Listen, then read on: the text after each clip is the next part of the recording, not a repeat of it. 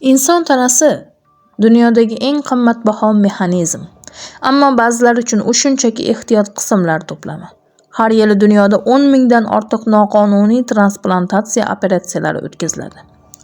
Bu soniyalar ichida kimdir hayot topadi, kimdir esa qurbon bo'ladi. Bugun tibbiy arxivda transplantologiya ortidagi yashirin jinoyatlar haqida gaplashamiz.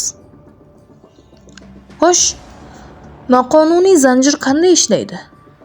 Noqonuniy organ savdosi 3 ta katta asosiy bo'g'indan iborat. Birinchisi, donorlarni ovlash. Qotillar yoki brokerlar kambag'al davlatdagi odamlarni aldash, qarzi evaziga a'zosini olish yoki to'g'ridan-to'g'ri o'g'irlab ketish bilan shug'ullanadi. Ikkinchisi, qora jarrohlar. Bu operatsiyalarni kuchida ketayotgan odam qila olmaydi. Bular litsenziyasidan mahrum bo'lgan yoki katta pul evaziga o'z qasamyodini sotgan professional jarrohlardir. Uchinchisi, logistika.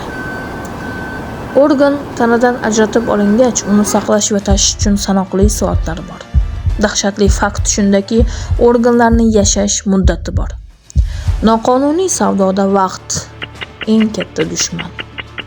Organlar maxsus eritmalar va muz solingan konteynerlarda tashlanadi. Yurak tanadan tashqarida atigi 4 yoki 6 soat yashaydi. Jigar 12-15 soat yashaydi. Buyrak 24 soatdan 48 soatgacha yashaydi. Aynan shu vaqt chegarasi tufayli noqonuniy operatsiyalar ko'pincha aeroportlar yaqinidagi maxfiy klinikalarda o'tkaziladi. Ekspertlar jasadni ko'zdan kechirayotganda bu oddiy qotillikmi yoki organ o'g'irligimi quyidagi belgilardan aniqlashadi. Professional kesmalar. Qurbonning tanasida lotincha Y shaklidagi yoki aniq chiziqli jarroh izlari bo'ladi. Bog'langan qon tomirlar.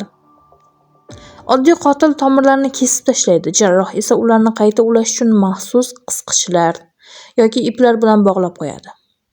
Antiseptik izlar. Jarohat atrofida yod yoki boshqa sterillovchi moddalar izi qolishi bu ishni mutaxassis qilganidan dalolat beradi. Xalqaro jinoyat turizm niqobi. Ha, shunday, transplantatsion turizm. Boy davlatlardan kelgan bemorlar 3-dunyo mamlakatlariga borib, ya'ni noma'lum donorni a'zosini sotib olishadi. Bu yerda donorning taqdiri hech kim qiziqtirmaydi. Ko'p hollarda donor operatsiyadan keyingi asoratlar yo ortiqcha guvoh sifatida yo'q qilinish tufayli vafot etadi. Transplantologiya hayot baxsh etishi kerak, o'lim emas. Ammo qora bozor mavjud ekan, tibbiy arxivda yangi qurbonlar haqida yozuvlar paydo bo'laveradi.